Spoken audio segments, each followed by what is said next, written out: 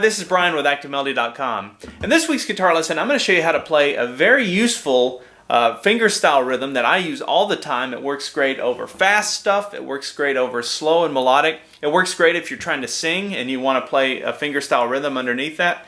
And it's as simple as 1, 2, 3, 4. It's really just a 4 count. In fact, let me just mute the strings and I'll play it with the right hand to show you how easy it is. This is what we're going to learn. So it's 1, 2, 3, 4, 1, 2, 3, 4. And once you have that rhythm down, you can put any chord to that rhythm.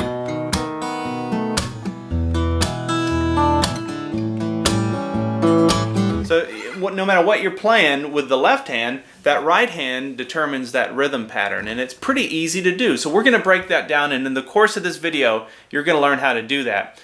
Now I've got this lesson split into 2 parts. In this video, we're going to learn that rhythm that I played in the intro. However, if you're a premium member, I wanted to add something extra for you. So there's 2 jam tracks that I pulled from the Active Melody archives. One's a fast song, kind of a fast blues, and another is a slow song. So I've taken the same rhythm pattern and applied it to those jam tracks. Let's take a listen to what they sound like.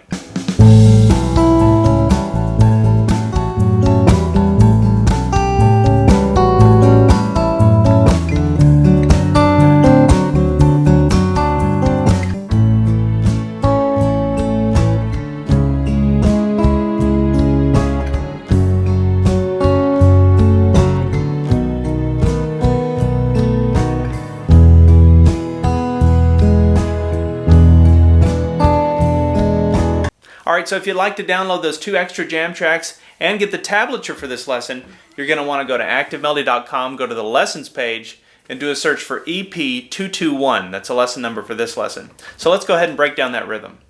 Alright, so follow along with me in this lesson. Even if you've been frustrated with fingerstyle in the past and thought it's difficult, this one is one that you can do. By the end of this video, you're going to be able to play this. It may be a little bit slow, but you'll be able to do it.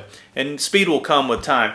So here's how we're going to think about our right hand. Let's think about how our fingers line up with the strings.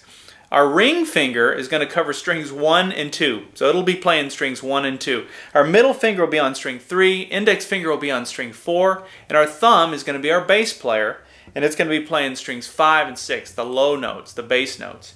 And that's really how the fingers line up. Now, if you're a 3-finger player, fingerstyle player, you're going to have to make some adjustments. But that's how I do it, and that's what makes the most sense when you're playing this kind of percussive, rhythmic fingerstyle. Now, there's one exception to that, and that would be if you're playing a D chord.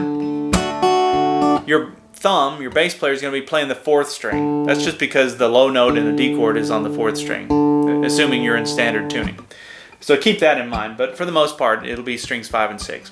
Okay, now here's the pattern. This is what you're going to want to write down, and we're going to follow this pattern throughout this whole exercise.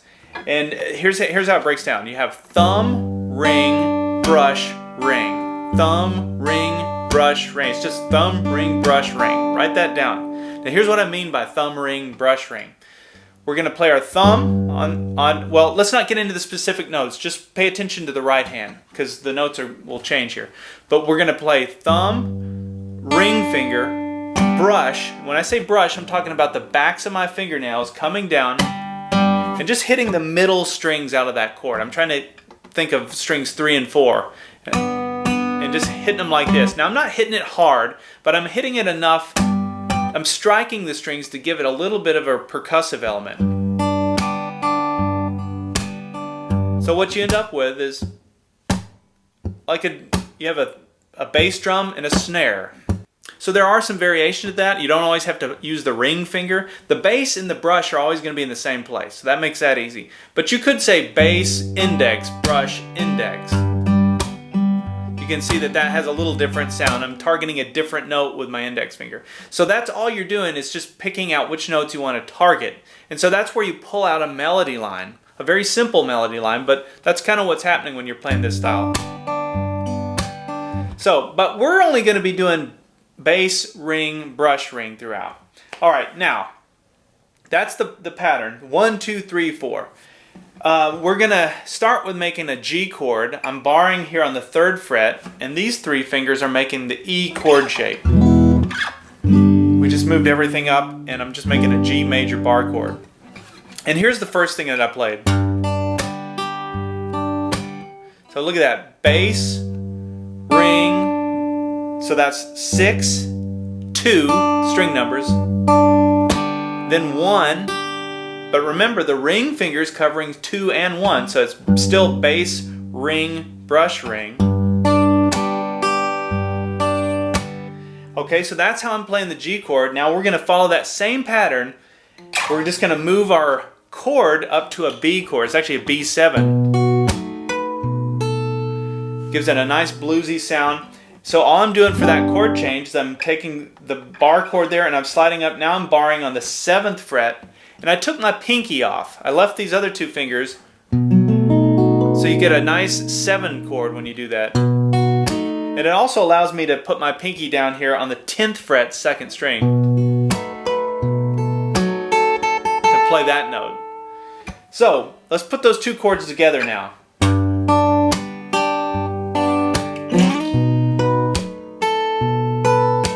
So you can see the melody goes. That's 1, 2, 1.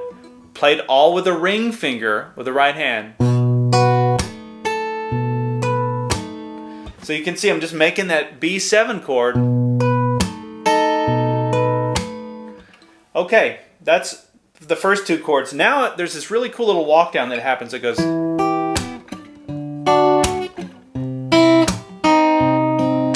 And all I'm doing is the chords are simple. It's an E minor, a D, a C, and then we go down to a C minor. Now, by the way, I should have mentioned this. If you're having a hard time playing bar chords, you're maybe not to that level yet where you feel comfortable with that, you can play the chords down in first position. You could play it like this.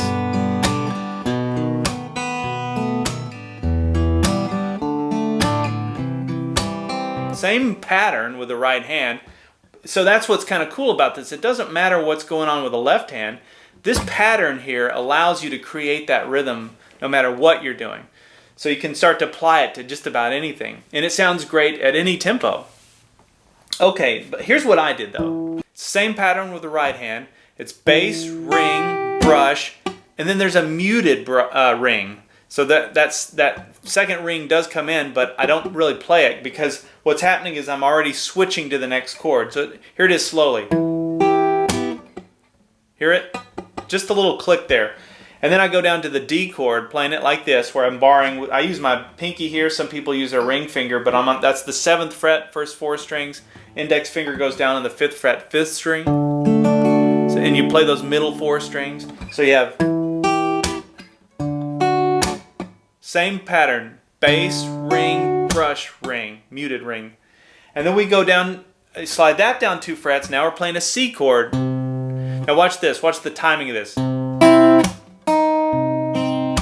It's the same bass, ring, brush, ring, bass, ring, brush, ring. But the difference is I pulled out that one note. Instead of hitting the muted like I was going down, by pulling out that note, it sounds like you're playing ahead of the beat a little bit.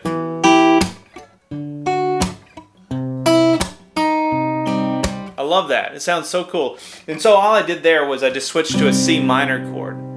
And so I've got my bar there on the 3rd fret. My middle finger is on the 4th fret, 2nd string. My pinky is on the 5th fret, 3rd string. And my ring finger is on the 5th fret, 4th string. That's making an A minor chord shape. Just sliding it up, and we're capoing with our bar there on the 3rd fret. So practice that walk down.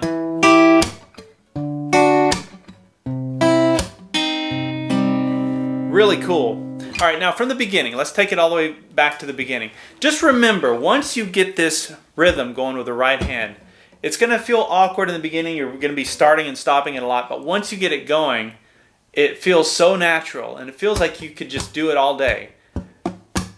I could do it even without making chords, just to practice it like that. Bass ring, brush ring, bass ring, brush ring. It just feels natural. All right, from the beginning.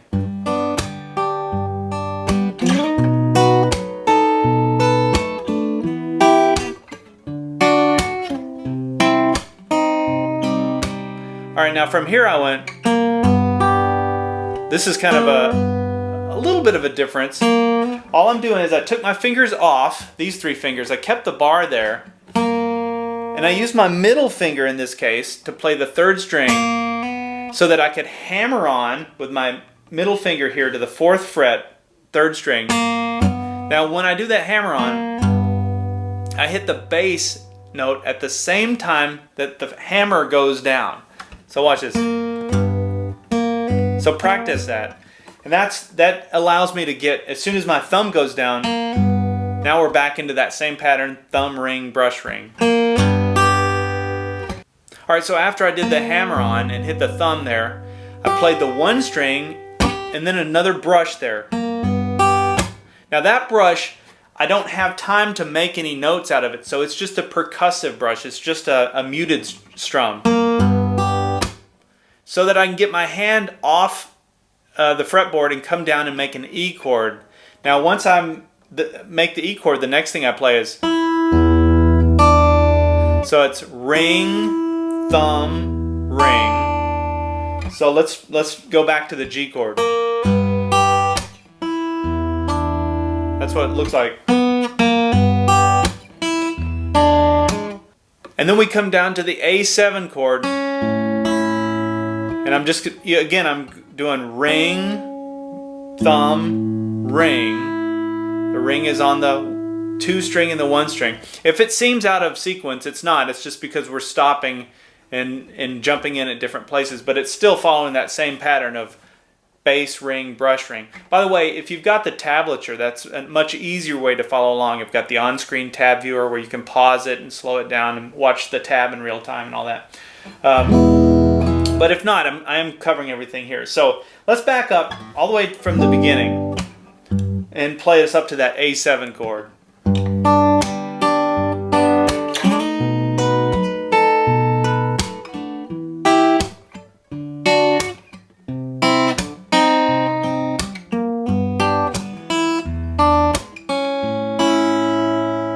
Now after that there's a muted strum, and then I come right down here and play a D7 chord. I love this chord. Anytime I play a D7, I'm always playing it right here. I just think it sounds so much better than any other version of a D7. That's just me. You've got this one. It sounds a little too rich, but this one is really nice. I've got my ring finger and my pinky on the 5th fret, strings 5 and 3. Middle finger goes down on the 4th fret, 4th string. Index finger goes down on the 3rd fret, 2nd string. So from the, let's take it from.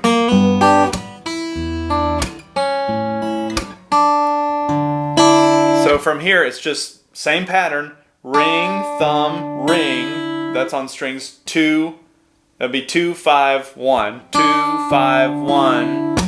Another muted strum there, or brush. And then I just go from the G back to the 1 chord, to the 4 chord, back to the 1 chord, into the 5 chord. So it's G, C, G, D7. And then it just repeats. And that's the little ditty that I came up with to demonstrate this fingerstyle.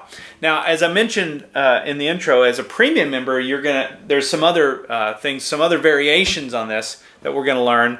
In 2 other songs, we're gonna do it over kind of a fast blues and then more of a slow melodic thing. But it's following the same principles. The only variations would be we'll be using our index finger more than our ring finger in some instances. All right, so let me play through this one more time. We'll do it slowly.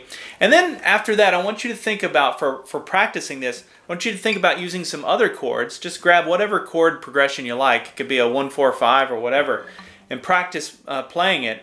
But then practice changing the order. You don't change the thumb and the brush. Keep that always in the same place. But instead of it being thumb, ring, brush, ring, try using some different fingers. So thumb, index, brush, ring, or whatever. Just play around with that order just to start getting comfortable with alternating those fingers in those places. All right, so let's go ahead and play through this one more time.